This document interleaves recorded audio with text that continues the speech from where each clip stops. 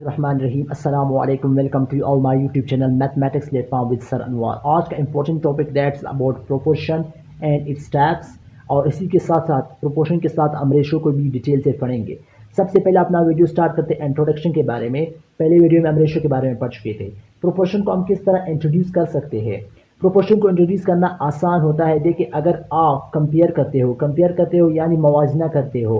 अगर to ratios के आप मवाजना करते हो, रेशो क्या है इसके बारे में पहले वीडियो में मैं डिटेल से आपको बता चुका हूँ। यहाँ पर मज़ीद हम इस पर बात करेंगे।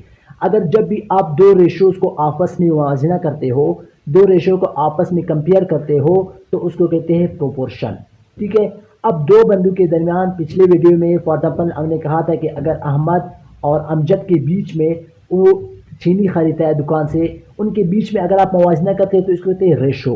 लेकिन अगर अब आप दो रेशो के फॉर एग्जांपल ए और बी एक रेशो हो गया, सी और डी एक बंदा ये है एक ये है, यानी चार बंदे हैं आप कंसीडर करें, इन दो के बीच रेशो हो और इन दो के बीच में रेशो हो। अब इन दो रेशो को अगर आप आपस में कंपेयर करते हो तो इसको कहते हैं प्रोपोर्शन। ठीक है। अब आगे हम थोड़ा डिटेल से पढ़ेंगे।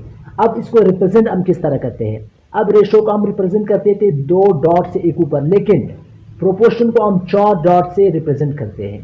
ठीक है। और इस डॉट की जगह हम इक्वल टू का साइन भी लगा सकते हैं। ठीक है, ये बात आपको क्लियर होना चाहिए कि हम इसको रिप्रेजेंट करते हैं चार डॉट से, इस तरह एक दूसरे के ऊपर होने चाहिए। और इसको हम चेंज कर सकते हैं, इसको हम इसकी जगह इक्वल का साइन भी लगा सकते हैं। और एक और चीज़ बताऊं, थर्ड है product of mean, product of extreme. इनसे क्या मुराद है। देखिए, मैं अभी यहाँ लिख चुका था कि अगर ए रेशो बी हो और सी रेशो डी हो, इनके बीच में आपने प्रोपोर्शन फाइंड आउट करना है, तो इनके बीच में आपने प्रोपोर्शन का साइन ही डालना है। इसके जगह आप इस तरह भी इसको लिख सकते हो, A ratio B is equal to C ratio D, क्योंकि मैं पहले बता चुका हूँ कि प्रोपोर्शन के साइन को आप इक्वल के साइन से चेंज कर सकते हो। अब इनमें आप गौर करें, ए और डी ये देखिए एक्सट्रीम साइड पे पड़े हुए, जबकि बी और सी ये बिल्कुल मीन में पड़े हुए, यानी मीन का मतलब क्या है, दरमियान में।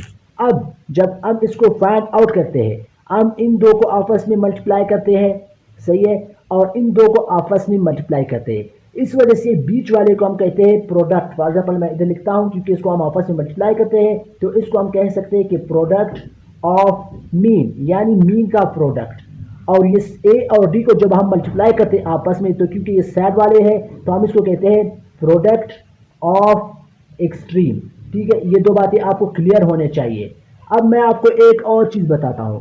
हमेशा जब भी आप दो नंबर को मल्टीप्लाई करते हैं इस रेशो के फॉर्म में, मैं कहता हूँ यानी प्रोडक्ट ऑफ मीन को जब आप मल्टीप्लाई करते हो, कि जब प्रोडक्ट ऑफ मीन आप निकालते हो, वो हमेशा इक्वल होता है किस चीज़ का, प्रोडक्ट ऑफ एक्सट्रीम का, प्रोडक्ट ऑफ एक्सट्रीम का। ये किस तरह मुमकिन है, इसको हम डिटेल से पढ़ेंगे इसी वीडियो में या आने वाली वीडियो में। अब मैं आपको इस प्रोपोर्शन के हवाले से एक और बात बताऊं कि इसके क्या टाइप्स होते हैं। बिल्कुल होते हैं। प्रोपोर्शन के दो टाइप्स मजीद होते हैं। एक को हम कहते हैं डायरेक्ट प्रोपोर्शन। क्या कहते हैं, डायरेक्ट प्रोपोर्शन। ठीक है, प्रोपोर्शन ये पहला टाइप है किसका, प्रोपोर्शन का, क्योंकि प्रोपोर्शन का लफ्ज़ इस्तेमाल हुआ है। सेकंड हम कहते हैं इनवर्स प्रोपोर्शन। ठीक है, ये इनवर्स प्रोपोर्शन क्या होता है। एक तो डायरेक्ट हमने लिख लिया, दूसरा हम कहते हैं इनवर्स प्रोपोर्शन।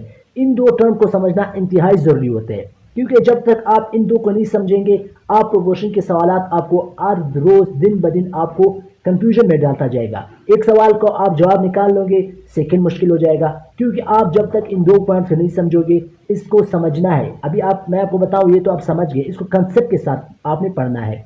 देखिए, डायरेक्ट प्रोपोर्शन क्या है, पहले मैं इसको डिटेल से बताऊंगा।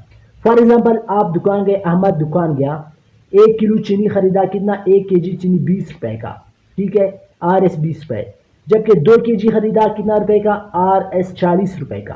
3 केजी खरीदा, कितना रुपए का, RS 60 रुपए का। अब एक बंदा है उसने 5 केजी खरीदा, कितना रुपए का, 100 रुपए का। अब मैं आपको बताऊं कि एक बंदा है उसने 5 केजी खरीदा, दूसरा बंदा है उसने 3 केजी खरीदा, तो 3 केजी का कितना बनता है, 60 रुपए। कहने का मतलब क्या है, देखिए अब मैं इधर लिखता हूँ केजी और इस साइड पे मैं लिखता हूँ रुपीस। अब जब रुपीस बढ़ता है तो मुझे बताए 1 केजी 2 केजी, केजी भी क्या है, बढ़ जाता है। सही है। अगर मैं रुपीस को कम करता हूँ, फॉर एग्जाम्पल ये रुपीस मैंने कम किए, तो केजी भी क्या हो गया, कम। कहने का मतलब ये, जब एक कीमत कम हो जाता है उसी के साथ साथ दूसरा भी कम हो जाता है। जब एक कीमत बढ़ जाता है तो उसी के साथ दूसरा भी बढ़ जाता है। अगर 1 केजी के लिए आप 20 रुपए देते हो तो 2 केजी के लिए आपने 40 रुपए देने हैं। अगर आप 5 केजी के लिए 100 रुपए देते हो तो 3 केजी के लिए 60 रुपए।